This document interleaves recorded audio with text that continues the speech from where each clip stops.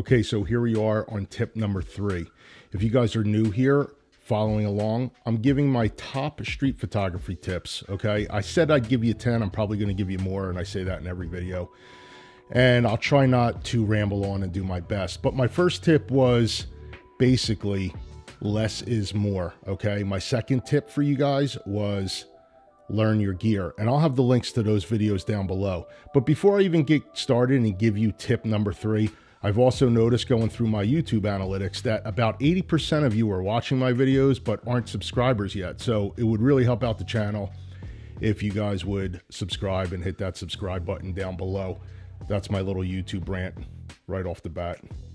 You guys know that I don't script things by now. If you follow me long enough, I kind of just get in front of the camera and I talk. So excuse me if some of my dialogue isn't put together perfectly, but I find it more natural and more personal if I just talk to you guys straight out. So my tip number 3, okay, is learn your environment, okay? So what does that mean? You already know that we're setting out, we have our focal length picked out, we have our camera picked out, we have our camera set up, and that's part of learning your gear. We have our camera set up for what we want to shoot and what we want to capture and make sure that we don't lose the action that will unfold in front of us. But learn your environment. Where are you? What does the light look like? Okay. What are the scenes that we're trying to look for?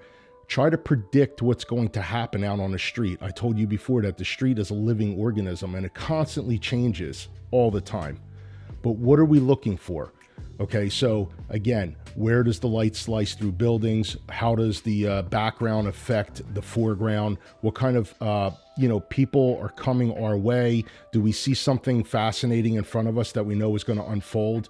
Where do we want to be on the street? Do we want to be on the left side or on the right? Do we want to start heading, north or south? And things like this can set you up for success, right? If you see something interesting, a half a block away, then you might want to position yourself into the right area for that subject.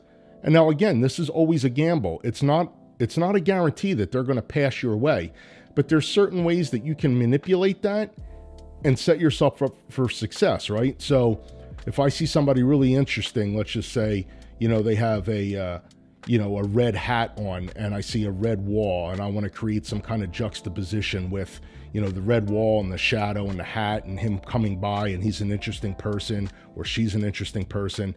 Now I'm going to set myself up where I'm going to already have the scene exposed. I'm going to have the angle that I want to be at and I'm going to wait for that subject to come by. And as soon as he comes by, I'm going to grab that photo.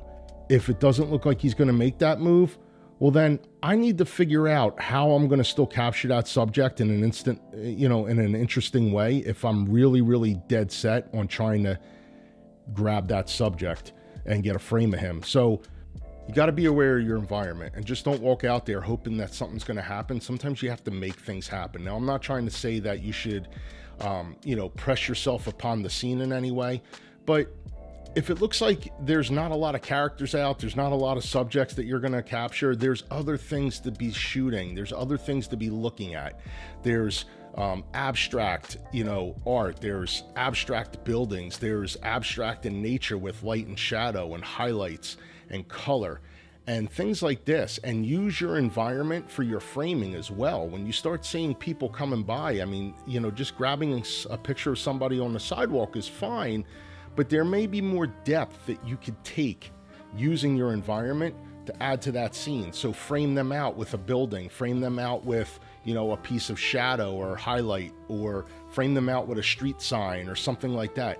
You want to use your natural environment to capture somebody, to help add depth to your image, whether it be a reflection or whether it be something like, shooting them through glass or, again, like I said, framing somebody out within light and shadow. And these kind of things just add to the entire story of your images. Not so much just going out and taking snapshots of people. And that's fine if that's what you want to do. But if you want to try to take your street photography to a new level, learn your environment, immerse yourself in that environment, and realize that there's so much more you can do to create some depth in your images and just add that much more punch to the story that you're trying to tell. So that's my tip number 3, okay, is learn your environment and be aware of where you are in your situation and make things happen for you. Sometimes just don't wait for things to happen, make them happen for you. And, you know, that would be my tip number 3.